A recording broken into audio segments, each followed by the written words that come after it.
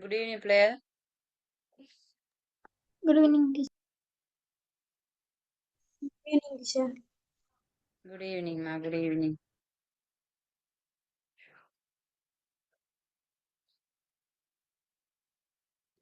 என்ன பேர் விசேஷம்? உங்க அம்மாவோட கர்மாவே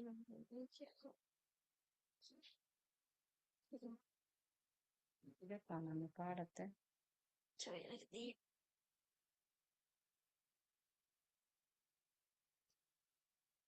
ம் மினிமைஸ் பண்ணி வச்சிருக்கேன் நான் என்னத்தையும்.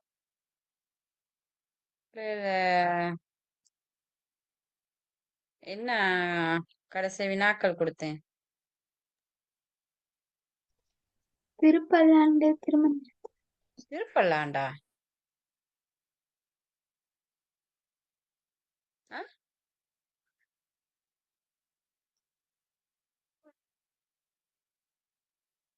திருப்பல்லாண்டெல்லாம் பார்த்துட்டோம் தானேம்மா? என்னது? அந்த இடத்துல நான் விட எழுதிதான் இருக்கேன். ஆ? பிள்ளை, திருப்பல்லாண்டு பார்க்கலையா? பார்க்க ஆ? திருப்பல்லாண்டு பார்க்கல. சின்ன சின்ன விட எழுதியிருக்கேனே. திருப்பல்லாண்டு திருப்பல்லாண்டுல இருந்து வினாக்கள் விட பார்க்கணுமா? ஓ டீச்சர். சரி சரி சரி, பாப்போம். சொல்லுங்க பிள்ளையர், எனக்கு வினாக்களை வாசிங்க. திருப்பல்லாண்டு பஞ்சபுராணத்தில் எத்தனையாம் திருமுறையில் அடங்கும்? எத்தனாவதுமா? திருமலை பாடப்படும். பாடப்படும். நான்காவது. நான்காவது. சரி. பாடியவர் யார்? பாடியவர் யாரு? சேந்தனார். திருப்பல்லாண்டு என்றால் என்ன? இறைவனை பல்லாண்டு வாழ்க. எத்தனையாம் திருமுறை பாடியவர் யார்? திருமுறை வந்து பிள்ளைகள் 9ஆம் திருமுறை. பாடினவர் வந்து சேந்தனார். சந்தர்ப்பம் அடுத்து என்னது கேட்டீங்க? திருப்பல்லாண்டு என்றால் என்ன? இறைவனை பல்லாண்டு வாழ்க என வாழ்த்தி பாடுவது திருப்பல்லாண்டு. சேந்தனார் திருப்பல்லாண்டு பாடிய சந்தர்ப்பத்தை குறிப்பிடுக. சந்தர்ப்பம் என்ன எழுதுனீங்க?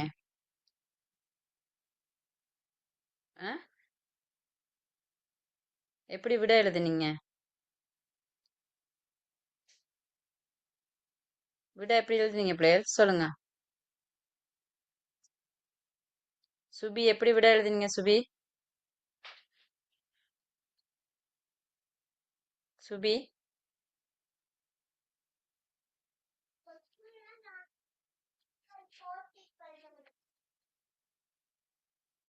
சுபி, போட்டி நடக்குதா? லஸ்ரீ புதுசா?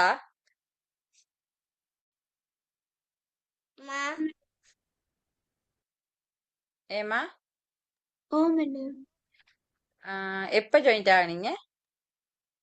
இன்னைக்கு தான் மேடம் இந்த கிளாஸ்க்கு ஜாயின் ஆகணும். இன்றைக்கா ஜாயின்ட் ஆயிருக்கீங்க? Oh madam. எங்க ஊர் உங்களோட? கேண்டி திகான. ஆ? கேண்டி திகான மேடம். திகனையில எங்க? அம்பக்கோட்டை.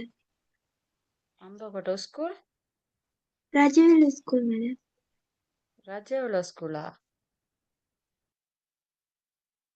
பேர் இதுவேவா?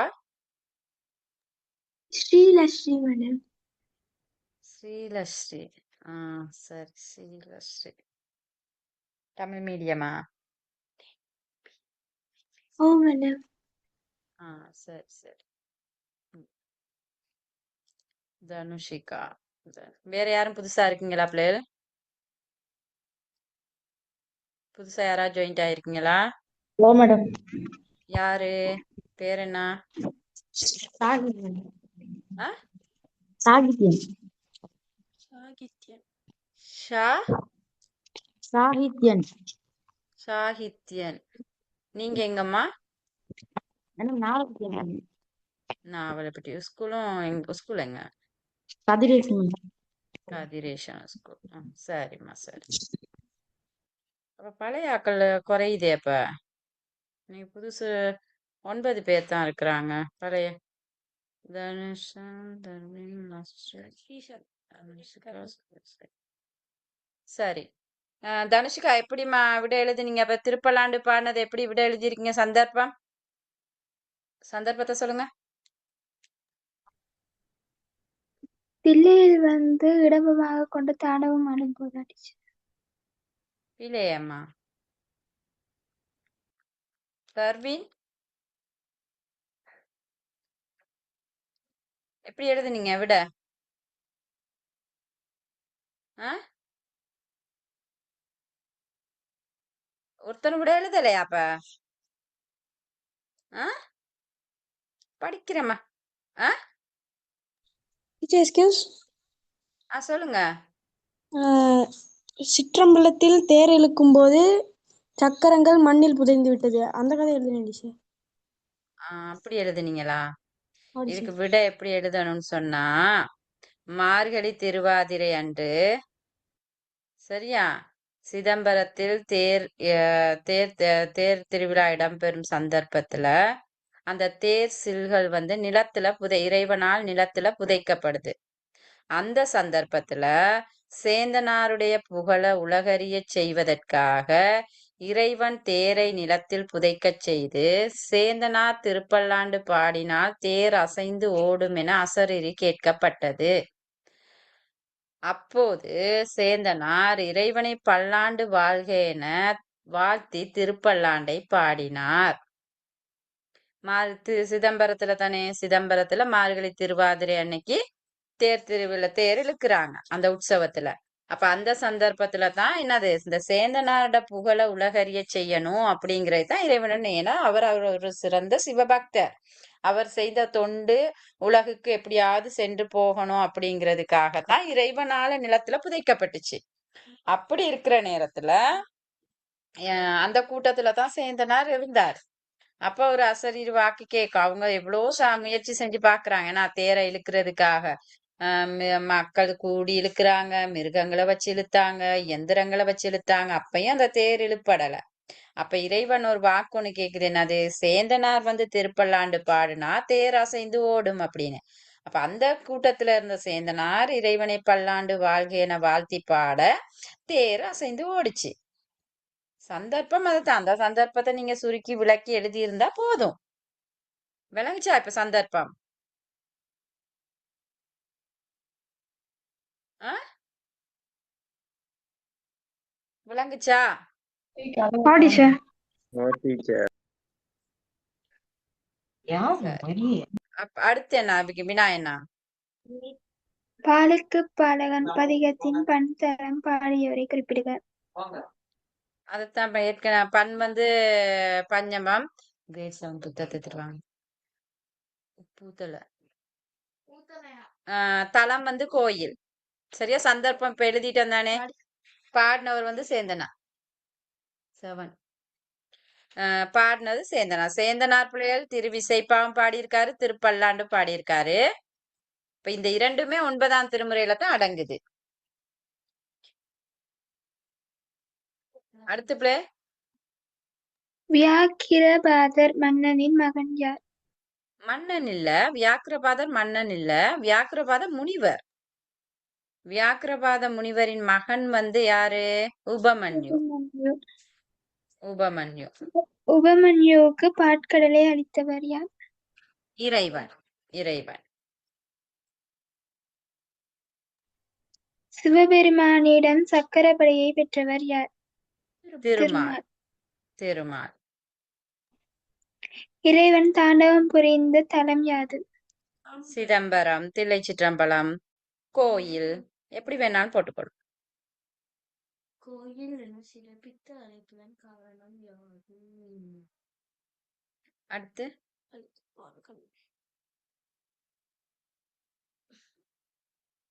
அடுத்த வினாமா திருமந்திர மந்திரத்தில் உள்ளது டீச்சர். திருமந்திரம். ஒரு கேள்வி எழுதியிருக்கிறேன். பாலுக்கு பாலகன் என்ற திருப்பல்லாண்டு பாடலில் அதுக்கடுத்து எழுதியிருந்தேன். இறைவன் பாட்களை அளித்தது காரணம் இறைவன் அவர் யாரு இதுல இந்த வினா எழுத கொடுத்திருந்தனா சேந்தனார் இறைவனை எவ்வாறெல்லாம் உருவகித்து பாடியுள்ளார் இருக்காதுங்க. இல்ல இப்படி வந்துதான் எழுதியிருக்கு. ஆ? பாட்டுக்கு பாடலாம் எனக்கு திருப்பல்லாண்டு பாடலையும் அதுக்கடுத்து என்ன சொன்னீங்க? பாட புத்தகத்துல இருக்கு பிள்ளைகள் பாருங்க. இறைவன் திருப்பாட்கடலை அளித்தமைக்கான காரணம் என்ன? அதாவது உபமன்யு இறைவனிடம் பால் கேட்டு வேண்டி அழுத சந்தர்ப்பத்துல தான் இறைவனால் அவருக்கு என்ன செய்யப்படுது? திருப்பாட்கடலையே பாலாக கொடுக்கின்றார். அந்த காரணம் அது தெரிஞ்சிருக்கணும்.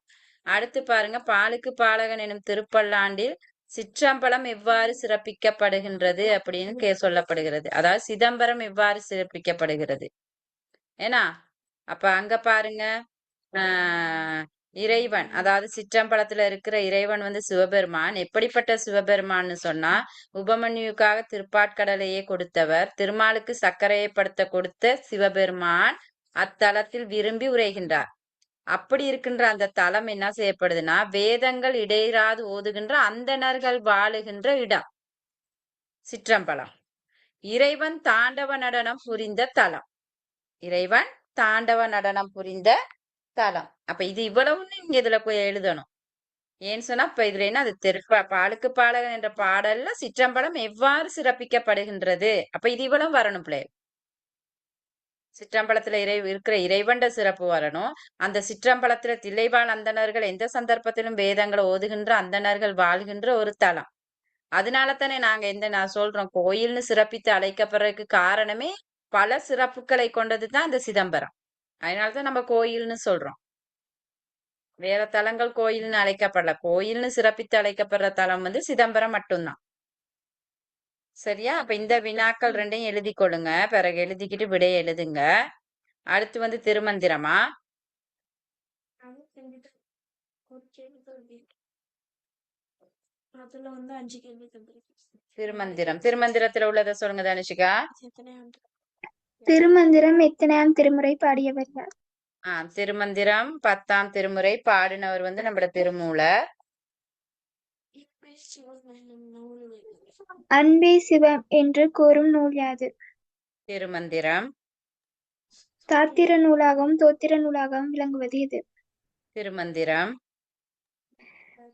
திருமந்திரத்தில் எத்தனை பாடல்கள் தந்திரங்கள் உண்டு? 3000 பாடல்களும் 9 தந்திரங்களும் உள்ளன. யாவருக்குமாம் எனும் பாடலில் எடுத்துரைக்கப்படும் புண்ணிய செயல்கள் யாவை? இறைவனுக்கு ஒரு பச்சிலை இட்டு வணங்குதல் இலகுவாக செய்யக்கூடிய ஒரு புண்ணிய செயல். பசுவுக்கு பிராணிகளுக்கு உணவு கொடுத்தல், பசுவுக்கு ஒரு வாயிரை கொடுத்தல், பசித்து வந்தோருக்கு உணவு கொடுத்தல், ஒரு பிடி உணவாவது கொடுத்தல், எல்லோருடனும் இனிமையான வார்த்தைகளை பேசுதல். இந்த புண்ணிய செயல்கள் தான் கூறப்படுகின்றது. அடுத்து என்ன? அவ்வளவுதான். இப்ப திருமுறை தொகுப்பு அட்டவணை பாடமாக்கி முடிச்சிட்டீங்களா எல்லாரும்?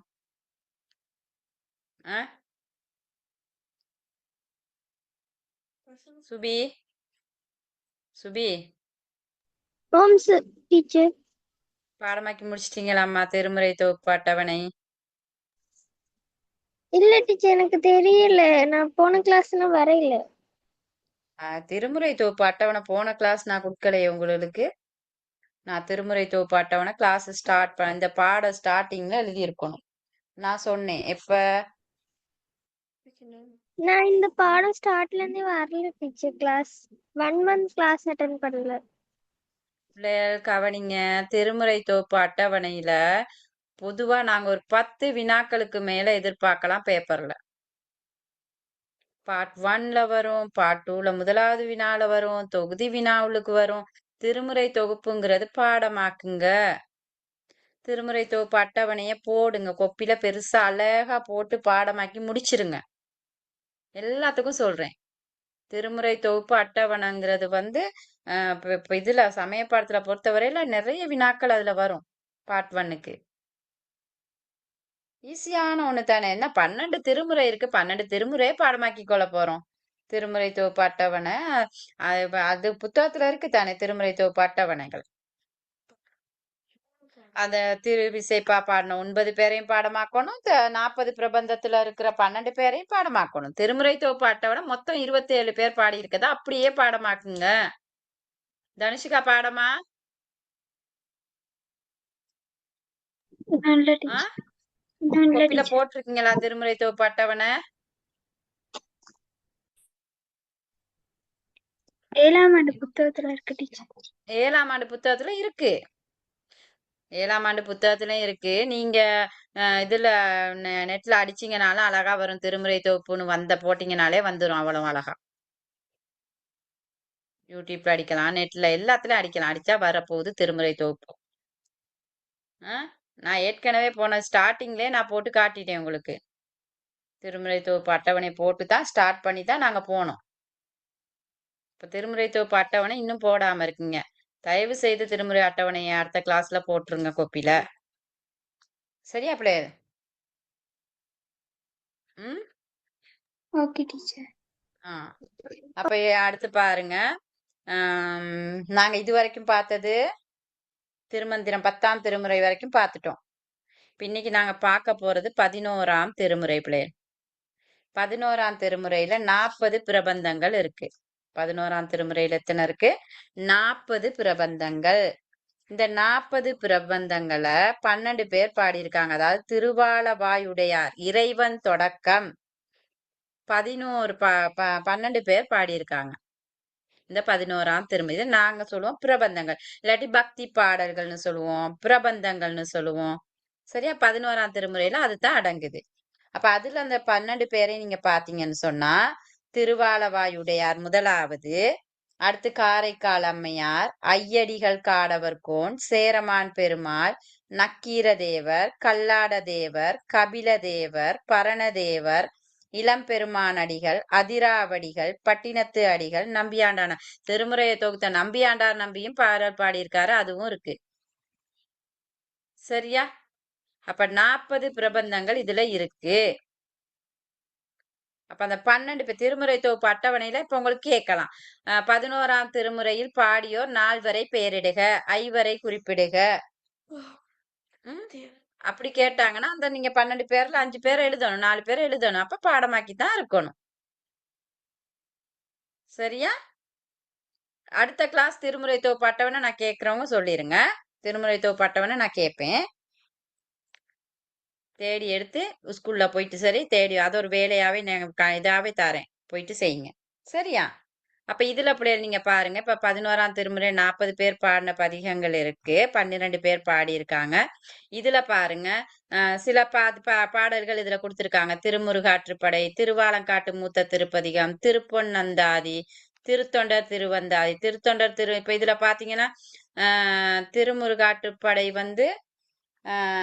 சேரமான் பெருமாள்டையா அவர்டன்னு நினைக்கிறேன் அதுல பாடினது. அடுத்து திருவாலங்காட்டு மூத்த திருப்பதிகம் காரைக்கால் அம்மையாருட. சரியா? இந்த திருப்பொன்னந்தாதி கொஞ்சம் பார்க்கணும் பிள்ளைகள். அடுத்து திருத்தொண்டர் திருவந்தாதி, நம்பியாண்டார் நம்பி. அப்ப அவங்க பாடின ஒரு 2-3 பேர் இது கேட்கலாம் பிள்ளைகள். உங்களுக்கு பாட புத்தகத்துல கொடுத்திருக்காங்க தானே. 11ஆம் திருமுறையில் அடங்கும் பிரபந்தங்களுக்கு உதாரணம் தருக, இல்லாட்டி பிரபந்தங்கள் 4 குறிப்பிடுக. அப்ப இதுவரைக்கும் உங்களுக்கு கொடுத்த மத்த 12 பேரையும் பாடமாக்கி வச்சுக்கொள்ளுங்க. அதுல உங்களுக்கு பாட புத்தகத்துல கொடுத்திருக்க பதிகங்களை பாட்டுக்குங்க. திருமுருகாற்றுப்படை, திருவாலங்காட்டு மூத்த திருப்பதிகம், திருப்பொன்னந்தாதி, திருத்தொண்டர் திருவந்தார். சரியா? இது 40 பிரபந்தங்கள்ல அடங்குற நூல்கள்.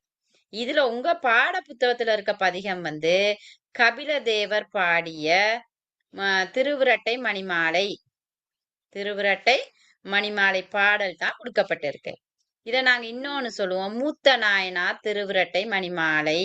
கபிலதேவர் பாடிய மூத்த நாயனார் திருவிரட்டை மணிமாலை அப்படின்னு சொல்லுவோம். ஏன் இந்த மூத்த நாயனார் திருவிரட்டை மணிமாலைன்னு சொல்றோம்னு சொன்னா, மூத்த பிள்ளையான விநாயகர் மீது இரட்டை மணிமாலைகளாக பாடப்பட்ட பாடல். அப்படியே மாலை மார்க்க கோர்த்து இருக்கிற ஒரு பாடல் தான் இந்த பாடல். அதனாலதான் இது சொல்லப்படுது மூத்த நாயனார் திருவிரட்டை மணிமாலை அப்படின்னு சொல்லப்படுகிறது. சரியா?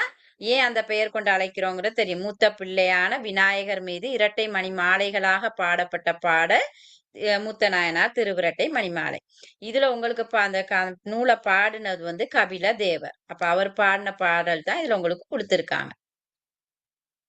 போன முறை எக்ஸாம் பேப்பர்லயும் வந்த ஒரு பாடல் விநாயகனே. இப்ப உங்களுக்கு எதிர்பார்க்க தேவை வேலையில வராது, சொல்ல இயலாது. சரியா? வராதுன்னு எதையும் விட இயலாது. போன முறை வந்தது தானே, இந்த முறை வராதுன்னு இப்ப அப்படி இல்லை. முன்ன நாங்க அப்படி பார்த்து சொல்லலாம். ஆனா இப்ப அப்படி போடுறாங்க இல்ல, வந்தாலும் போடுறாங்க. சரியா? இப்ப நாங்க பதிகத்தை பார்ப்போம். பதிகத்தை பாருங்க. விநாயகனே வெவ்வினையை வேறறுக்க வல்லான், விநாயகனே வேட்கை தணிவிப்பான், விநாயகனே விண்ணிற்கும் மண்ணுக்கும் நாதனுமாம், தன்மையினால் கண்ணிற் பணிமின் கனிந்தே. இலகுவான பாடல் பிள்ளை, ஈஸியா பாடமாக்கக்கூடிய பாடல். இப்ப விநாயகனை நாங்க வணங்கும் போது எங்களுடைய வினைகள் வேறு வினைகள் சொல்லப்படுது. வினைகள் வேரோடு அழியும்னு நாங்க சின்ன கிளாஸ்லயே படிச்சிருக்கோம் விநாயகனை வழிபடுறனால. வேட்கைனா ஆசைகளை தணிவிப்பான். அந்த விண்ணுலகத்துக்கும் மண்ணுலகத்துக்கும் தலைவனாக இருக்கின்றார் விநாயகர். அதனாலதான் தனக்கு மேல் தலைவர்னு சொன்னோம். விநாயகர் தனக்கு மேல் தலைவர் இல்லாதவர் விநாயகர். அவரை நாங்க என்னன்னு சொல்லுவோம், கண் போல கருதி அன்போடு வழிபடுவோம். இவ்வளவுதான் அதுல உள்ள பொருள். அப்ப பாருங்க, பொருளை பாருங்க. இப்ப விநாயகனே வெவ்வினைகளை வேறறுக்க வல்லான், விநாயக பெருமானே தாம் செய்த கொடிய வினைகளை அடியோடு போக்க வல்லவர். விநாயகனே வேட்கை தணிவிப்பான், விநாயகனே எம்மிடமுள்ள ஆசைகளை தீர்க்க வல்லவன். விநாயகனே விண்ணுக்கும் மண்ணுக்கும் நாதனுமாய், மண்ணுலகம் விண்ணுலகம் என்பவற்றுக்கு அவனே தலைவனாக உள்ளான். விநாயகனை கண் போல் கருதி பாருங்க, தன்மையினால் கண்ணிற் பணிமின் கனிந்து, ஆதலால் அவரை கண் போல் கருதி அன்போடு போற்றி வழிபடுவோம். இலகுவா இருக்கா இல்லையா அது பொருள்?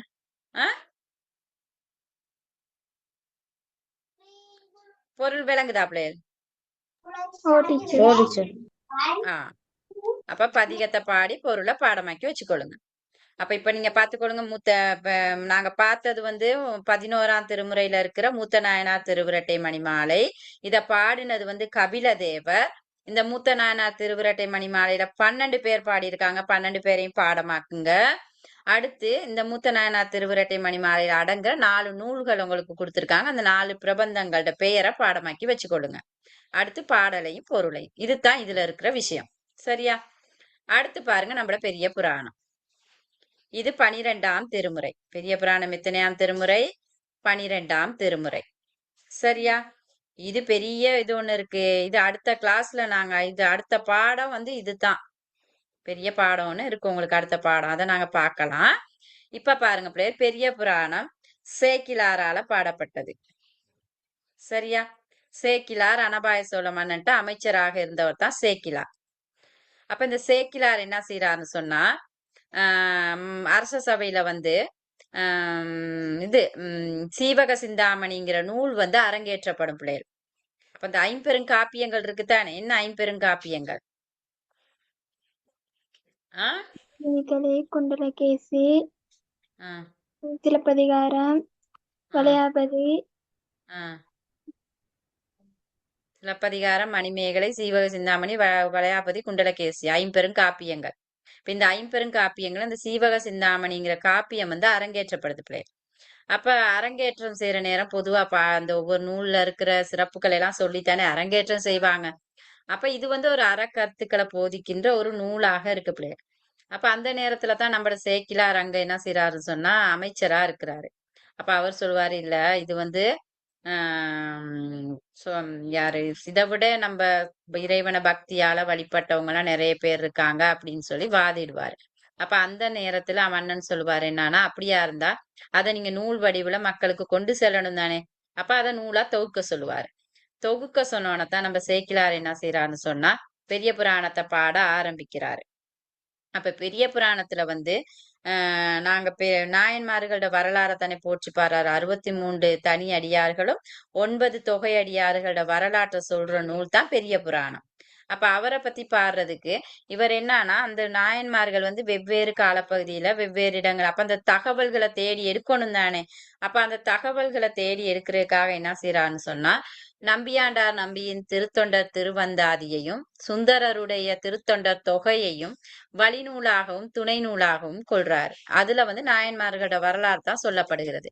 அப்ப அதுல இருக்க தகவல்களை எடுத்துக்கிட்டு 63 நாயன்மார்களோட வரலாறையும் இவர் பாடுறாரு.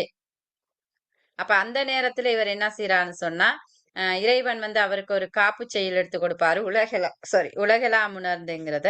அப்ப அந்த பாடல் அடிய முதல் அடியாக எடுத்துக்கொண்டு இவர் பாடல்களை பாடுறாரு. பாடித்தான் அதை நூலை எழுதி அரங்கேற்றம் செய்யறாங்க. சரியா? அந்த நேரம் அவருக்கு அதுக்கு பிறகு தானே தொண்டர்களோட பெருமையை பாடினால தான் அவருக்கு தொண்டர் சீர் பரவுவாருங்கிற பெயர் வழங்கப்படுது. யாருக்கு? சேக்கிலாருக்கு. அப்ப இந்த பெரிய புராணம் சேக்கிலார் புராணம், திருத்தொண்டர் புராணம், மகா புராணம், பெரிய புராணம் இப்படின்னு பல பெயர்களால் அழைக்கப்படுறது தான் இந்த பெரிய புராண பாடல், பெரிய புராண நூல். இது 12ஆம் திருமுறையில அடங்குது. சேக்கிலார் பாடியிருக்காரு. இதுல மத்த விஷயங்களை நாங்க அடுத்த இதுல பாடத்தை படிச்சுட்டு போற நேரம் பார்ப்போம். பெரிய புராண நூலுடைய மேலதிகமான விளக்கங்கள். சரியா? சரி வைங்க. இதுல நீங்க பாருங்க, இந்த பெரிய புராணத்துல திருநகர சிறப்பு, அதாவது திருவாரூரோட சிறப்பு, திருநகர சிறப்பு பாடப்பட்டிருக்கு. அதுல நீங்க பாத்தீங்கன்னு சொன்னா, இப்ப நாயன்மார்களோட இதுல பாக்குற நேரத்துல இந்த மனுநீதி கண்ட சோழன் அவருடைய சிறப்பை பத்தி பாடப்பட்டது தான் இந்த தன்னெளி வெண்குடை வேந்தன்கிற பதிகம். இதுதான் உங்களுக்கு கொடுக்கப்பட்டிருக்க பாடல். சாப்பிட்டு படுக்கணும், போயிட்டு அப்புறமா சாப்பிட இல்லாட்டி நான் இப்ப மாமா கால் பண்ணுவேன். சரியா பிளேயர்? அப்ப இது மனுநீதி கண்ட சோழன் யாரு?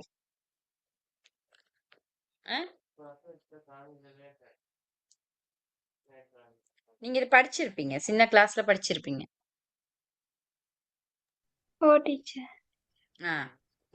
அதாவது நீதியான ஆட்சி செஞ்ச சோழ மன்னன் நீதியான ஆட்சியின் காரணமாகத்தான் அவருக்கு மனுநீதி கண்ட சோழன்கிற பெயரே அவருக்கு வழங்கப்படுது.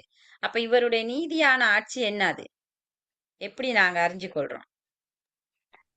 பசு கன்றுக்காக தன் மகனை பசு கன்றுக்காக, சாதாரண ஒரு பசு கன்றுக்காக தனது மகனையே கொல்ல துணிந்து இறக்கச் செய்தவர். தானே தேரில் ஏற்றி இறக்க செய்யறாருனா அவரோட மகன் தான் வீதி விடங்கன். யாரோட? மனுநீதி கண்ட சோழன் மகன் வீதி விடங்கன். அவர் என்ன செய்யறாரு? ஒரு நாள் அந்த தேர்ல ஏறி வீதி உலா வார நேரத்துல ஒரு பசுக்கண்டு தவறுதலாக அந்த தேர் சில்லுல அடிபட்டு செத்து போனோன்னு இவர் என்ன செய்யறார்? தாய் பசு அந்த துயரத்தை தாங்க முடியாம போயிட்டு என்ன செய்யும்? ஆராய்ச்சி மணிய அடிக்கும். அடிக்கிற நேரத்துல மன்னன் என்ன செய்யறாரு? அந்த பசுவினுடைய அந்த ஆராய்ச்சி மணியினுடைய இதை கேட்டுட்டு ஏன் அப்படி நடந்தது அப்படின்னு கேட்கிற நேரம் அவங்க சொல்றாங்க, தன் மகன் இப்படி செஞ்சுட்டாரு அப்படின்னு. அப்ப அந்த நேரத்துல இவர் என்ன செய்யறாரு? அமைச்சர்களை கூப்பிட்டு சொல்றாரு, ஏன்னா எப்படியாவது மன்னனை கொன்னா மட்டும்தான் அந்த பசுவுக்கு நாங்க கொடுக்கிற நீதியான நீதி அப்படின்ட்டு. அப்ப அதுக்கு பிறகு என்ன செய்யறாரு? அமைச்சரை சொல்றாரு கொல்ல சொல்லி. ஆனா அமைச்சர் என்ன செஞ்சு கொள்றாரு? அந்த செயலை செய்யாம அவரே இறந்துடுறாரு. அதுக்கு பிறகு பசுக்கண்டும் இவர் மன்னன் என்ன செய்யறாரு? அவரா போயிட்டு மகனை அந்த வீதியில படுக்க வச்சு தேரை ஏத்தி கொள்றாரு. கொன்ன பிறகு இறைவன் தோன்றி அவருக்கு காட்சி கொடுத்து பசுக்கன்று, மகன், மத்தது அந்த அமைச்சர் எல்லாத்தையும் உயிர்ப்பிக்கிறாரு அந்த நீதியான ஆட்சியின் காரணமாக. அப்ப அந்த வரலாறு தான் இந்த பாடல்ல பாடப்பட்டு இருக்கு. சரியா? மனுநீதி கண்ட சோழன்ட பெருமை. அப்ப பாருங்க, பதிகத்தை பாருங்க. தன்னெளி வெண்குடை வேந்தன் செயல் கண்டு அறியாது மன்னவர் கண்மலை பொழிந்தார் வானவர் பூமலை சொரிந்தார் அன்னலவன் கண்ணெதிரே அணிவீதி மலர்விடை மேல் விண்ணவர்கள் தொழ நின்றார் வீதி விடங்க பெருமான். அந்த பெருமான் தோட்டி இடப வாகனத்துல தோன்றி அவங்களுக்கு காட்சி கொடுப்பாரு. சரியா? தன்னளி வெண்குடை வேந்தன், தன்னளி வெண்குடை வேந்தன் மனுநீதி சோழ நீதியான திறத்தை கொண்டு தாங்க முடியாதவர்களாய். சரியா? தன்னடி வெண்குடை வேந்தன் செயல் கண்டு அறியாது. மனுநீதி கண்ட சோழனின் நீதி திறத்தை கண்டு தாங்க முடியாதவர்களாய் மக்கள் மனம் நெகிழ்ந்து கண்ணீர் பெருகினரே. தனது மகன் அவர் கொன்னாரேனா, அப்ப அவருடைய செயலை கண்டு மக்கள் என்ன செய்யறாங்க? கண்ணீர் பொறிந்தன. செயல் கண்டு அறியாது மன்னவர் கண்மழை பொழிந்தார், வானவர் பூமழை சொரிந்தார், தேவர்கள் மலரை மழையாக பொழிந்தார்கள் அந்த சந்தர்ப்பத்துல. சரியா? அண்ணலவன் கண்ணெதிரே அணிவீதி மலர்விடமே. அத்தகைய பெருமையான மனுநீதி கண்ட சோழனின் முன்னே தேவர்கள் வழிபடுமாறு விண்ணவர்கள் தொழ நின்றார். தேவர்கள் வழிபடும்படியாக வீதி விடங்க பெருமான் இடப ரூபமாக காட்சி கொடுத்தார். விண்ணவர்கள் தொழ நின்றார் வீதி விடங்க பெருமான். வீதி விடங்க பெருமான் இடப ரூபமாக அந்த மன்னனுக்கு காட்சி கொடுத்தார். திருவாரூர் இறைவன். திருவாரூர்ல இருக்கிற இறைவன்ட பெயர் வீதி விடங்க பெருமான். சரியா? திருவாரூர் தலம் தான் பெரிய புராணத்துல அடுத்த பாடல்ல வர தலம். அந்த தலத்தை பத்தி பெரிய இதே இருக்கு. சரியா? இப்ப இதுல விளங்குச்சா? இந்த பதிகமும் இதுக்குள்ள பொருளும் விளங்குச்சா உங்களுக்கு? ஓ டீச்சர். இதுகள டவுட் இருந்தா கேளுங்க, சொல்லித்தாரேன். டவுட் இருந்தா கேளுங்க.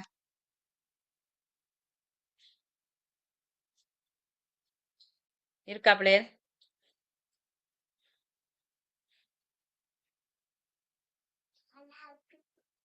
இருக்காமா? இல்ல டீச்சர்.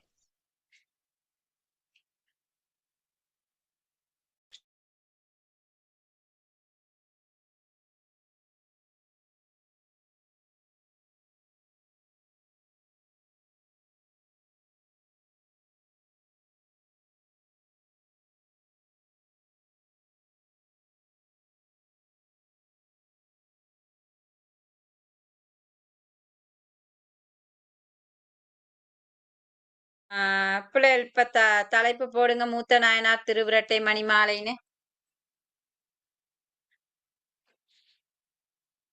மூத்த நாயனார் திருவிரட்டை மணிமாலை.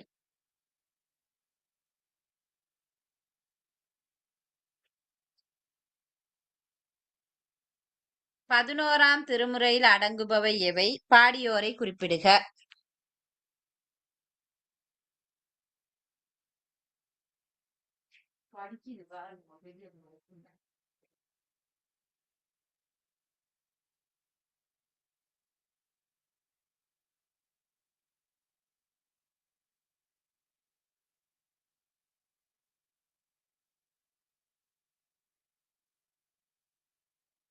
டீச்சர்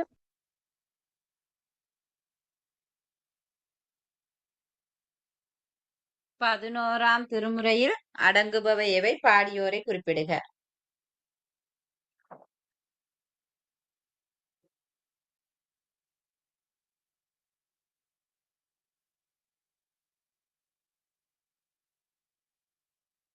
சரியா பிள்ளைகள்?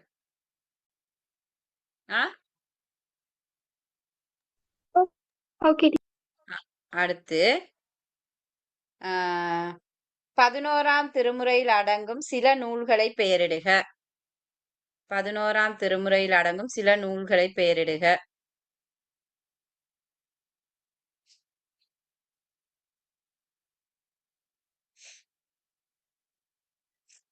திருப்பி இருக்க கேள்வி. 11ஆம் திருமுறையில் அடங்கும் சில நூல்களை பெயரிடுக.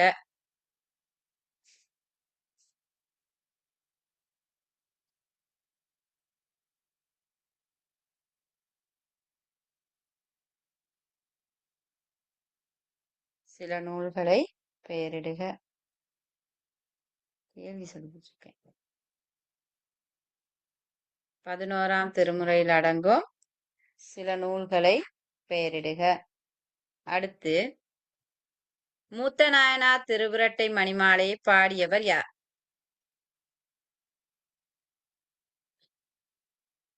மூத்த நாயனார் திருவிரட்டை மணிமாலையை பாடியவர் யார்?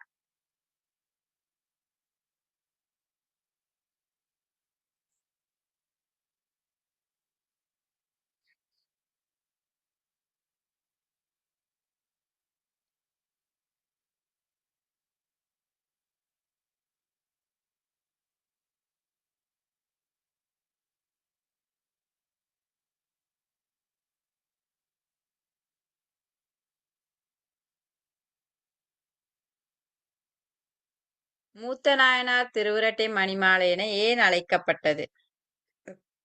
மூத்த நாயனார் திருவிரட்டை மணிமாலை என ஏன் அழைக்கப்பட்டது? பாடியவர் யார்? மூத்த நாயனார் திருவிரட்டை மணிமாலை என ஏன் அழைக்கப்பட்டது? நான் கொஞ்சம் ஃபேனை போட்டு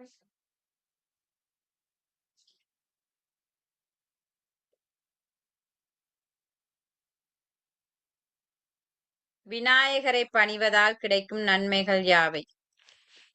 விநாயகரை பணிவதால் கிடைக்கும் நன்மைகள் யாவை? நல்லா இருக்கு சொல்லவே கொஞ்சம் கொஞ்சமா கொஞ்சம் எனக்கு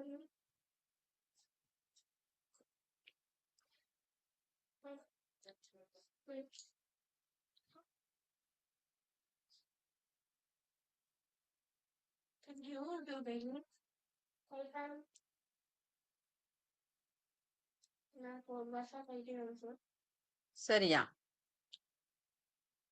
அடுத்து பெரிய புராணம் எத்தனையாம் திருமுறை பாடியவர் யார்?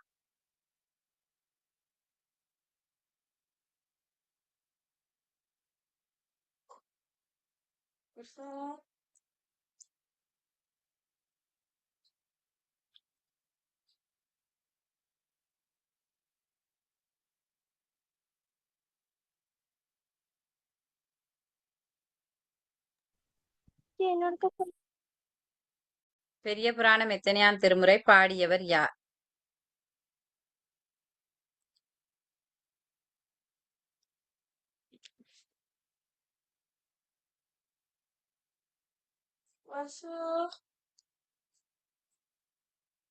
பெரிய புராணம் வேறு எப்பெயர்களால் அழைக்கப்படும்? பெரிய புராணம் வேறு எப்பெயர்களால் அழைக்கப்படும்?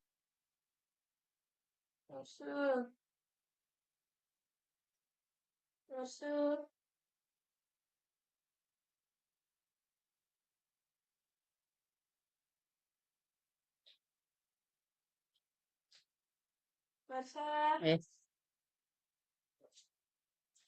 அடுத்து பெரிய புராணத்தின் துணை நூல் வழிநூல் என்பவற்றை குறிப்பிட்டு பாடியோரை குறிப்பிடுக. பெரிய புராணத்தின் துணை நூல் வழிநூலை குறிப்பிட்டு பாடியோரை பெயரிடுக.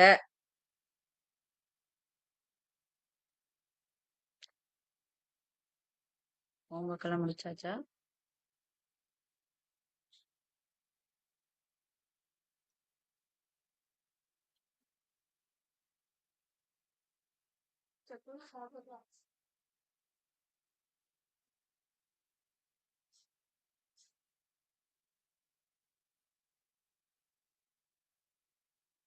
தன்னழி வெண்குடை எனும் பதிகத்தில் சிறப்பிக்கப்படும் வேந்தன் யார்? காட்டுவதா உங்களுக்கு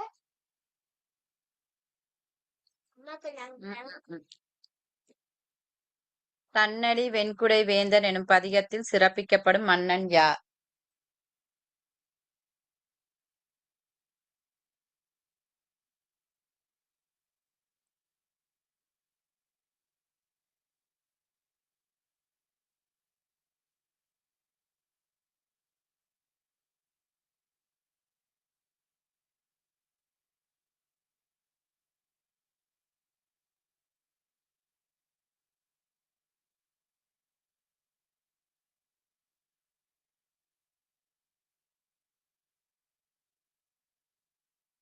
அடுத்து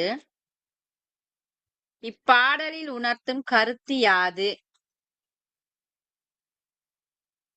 இப்பாடலில் உணர்த்தும் கருத்து யாது?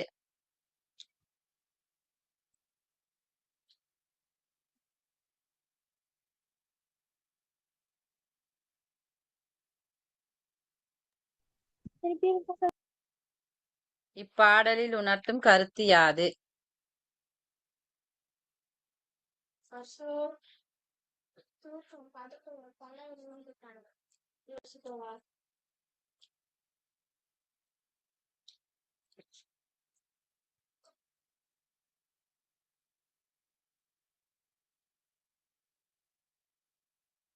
சரியா பிள்ளைகள்?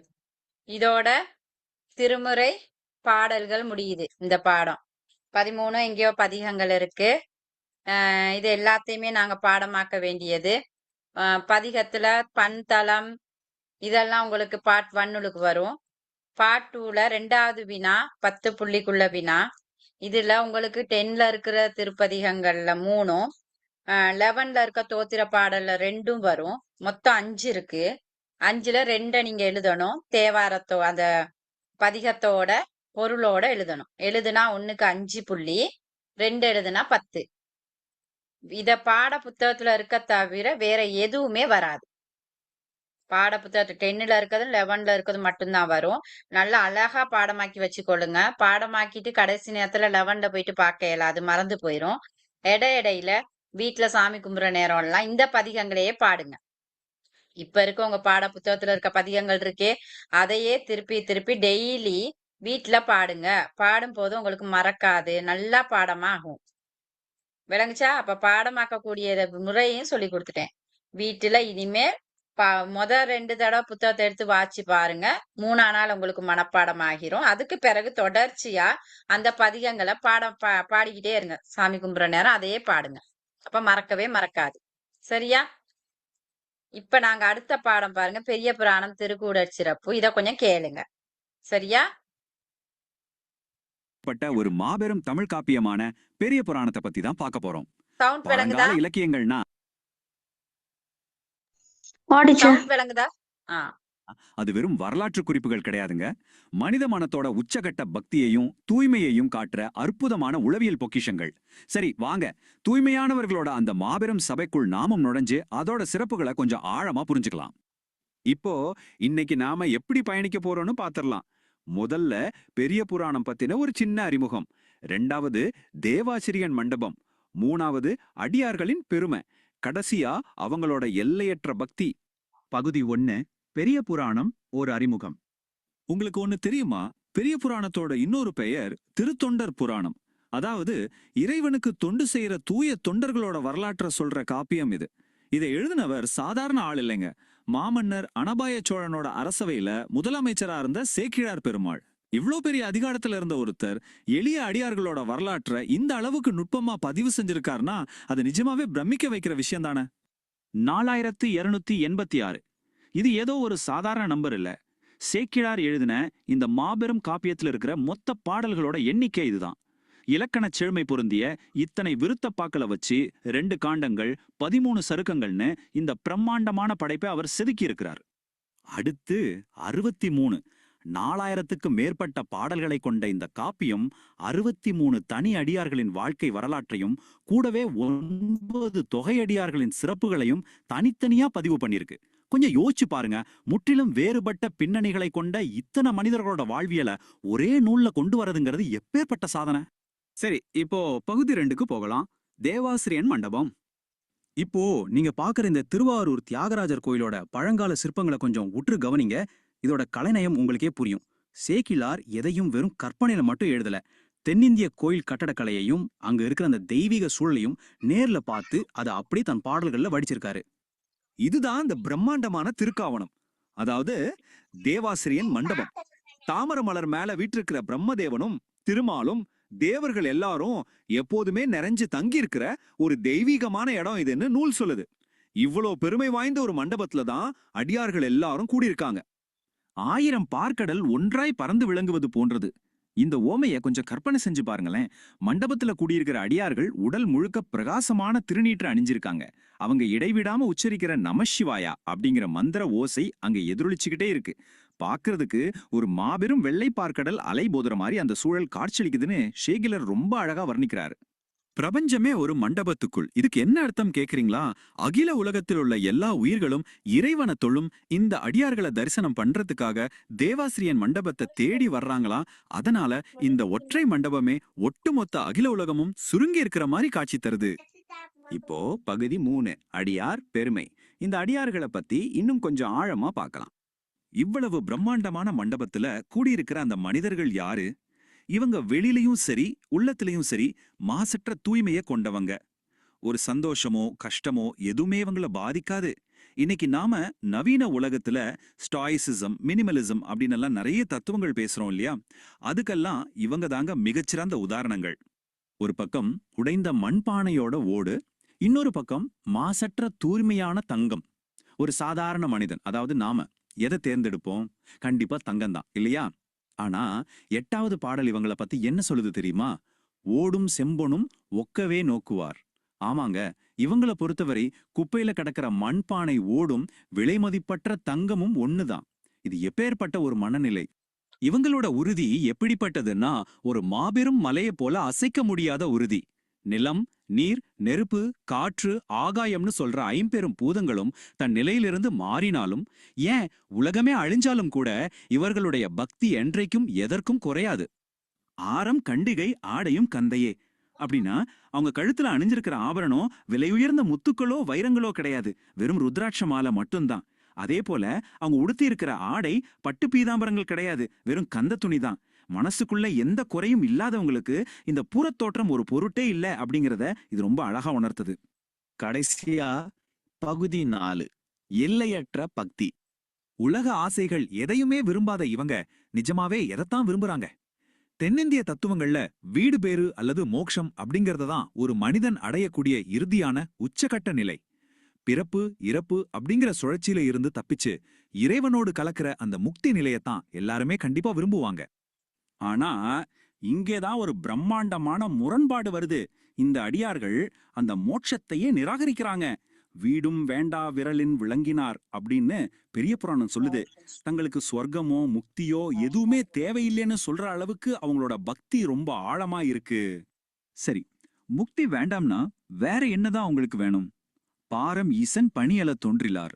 அதாவது இறைவனுக்கு உடல் வருந்தி தொண்டு செய்யறதை தவிர வேற எந்த ஆசையும் அவங்களுக்கு கிடையாது. எந்த பலனையும் எதிர்பார்க்காம தொடர்ந்து தன்னலமற்ற சேவை செய்யறதுல கிடைக்கிற அந்த எல்லையற்ற ஆனந்தமே அவங்களுக்கு போதுமானதா இருந்திருக்கு. இவ்வளவு மகத்தான குணங்களை கொண்ட இந்த புனிதர்களை பத்தி நூலை எழுதின அந்த சேக்கிழார் பெருமானே கடைசியா வியந்து ஒரு கேள்வியை கேட்கிறார். இவர்களின் பெருமையை நான் எப்படி முழுமையா அறிஞ்சு என் சிற்றறிவால பாடி துதிக்க போறேன் அப்படின்னு. அவர் சொல்றது உண்மைதாங்க. வரலாற்றுல வாழ்ந்த இப்படிப்பட்ட மாபெரும் மனிதர்களோட அர்ப்பணிப்பை பார்க்கும்போது அதை முழுமையா புரிஞ்சிக்க நம்ம கற்பனைக்கும் அப்பாற்பட்ட ஒரு தேடல் தேவைப்படுது இல்லையா? இதை பத்தி நீங்க என்ன நினைக்கிறீங்கன்னு கொஞ்சம் ஆழமா யோசிச்சு பாருங்க. மீண்டும் சந்திப்போம். வணக்கம். இன்னைக்கு நம்ம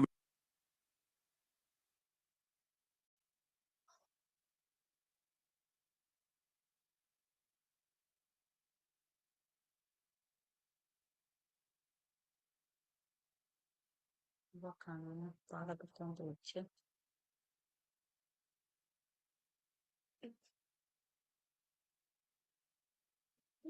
பிள்ளைகள் கேட்டீங்களா? ஆடி சார். ஆ. பெரிய புராணம் என்ன? பெரிய புராண நூல். நான் இப்ப ஏற்கனவே சொன்னேன். பெரிய புராண நூல் வந்து சேக்கிலாரால பாடப்பட்டது. அப்ப அது எப்படி சேக்கிலார் அந்த பெரிய புராணத்தை இயற்றினாரு அப்படிங்கறதுக்கு நான் சொன்னேன். ஏன்னா அதாவது வனபாய சோழ மன்னன்ட வேண்டுகோளுக்கு இணங்கத்தான் சேக்கிலார் பெரிய புராணத்தை இயற்றுறாரு. ஏன்னா இப்ப அந்த பெரிய புராணம் வந்து 12ஆம் திருமுறையில இருக்கு. பாடினது வந்து சேக்கிலார். எத்தனை பதிகங்கள் இருக்குன்னு சொன்னாங்க? 4286. 86. ஆடி சார். அடுத்து 2 காண்டங்களும் 13 சருக்கங்களும் கொண்டது பெரிய புராணம். உங்களுக்கு பிள்ளைகள் கட்டாயம் பெரிய புராண நூலை பத்திய ஒரு சிறு குறிப்பு ஒண்ணு வரலாம். சரியா? அப்ப அப்படி வந்தா நீங்க பெரிய புராண நூலை பத்தி நிறைய எழுதலாம் பிள்ளைகள். பெரிய புராணத்துல இப்ப இப்படி சொல்லுங்களேன். முதலாவதே நீங்க என்ன எழுதணும்? பெரிய புராணம் 12ஆம் திருமுறை சேக்கிலாரால் பாடப்பட்டது. இந்த பெரிய புராண நூல் வந்து அடியார்களினுடைய பெருமையை கூறுகின்ற ஒரு காவியம் ஆகும். இதில் 63 தனி அடியார்களும் 9 தொகையடியார்களுடைய வரலாற்றை கூறுகின்ற நூல் தான் பெரிய புராணம். அதனாலதான் இதை மகா புராணம்னு சொல்றோம். திருத்தொண்டர்களோட பெருமையை சொல்றதுனால திருத்தொண்டர் புராணம்னு சொல்றோம். சேக்கிலார் பாடினால சேக்கிலார் புராணம்னு சொல்றோம். சரியா?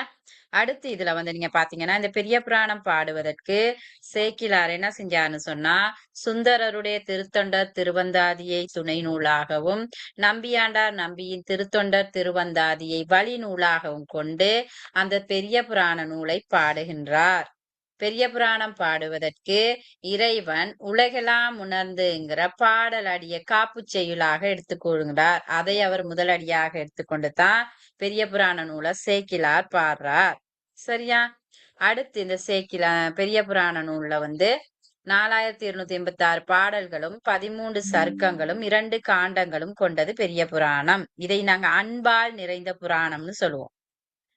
சரியா? இப்ப ஏன்னா அன்பால இறைவனை வழிபட்ட நாயன்மார்களுடைய வரலாறு சொல்றனால இது அன்பால் நிறைந்த புராணம்.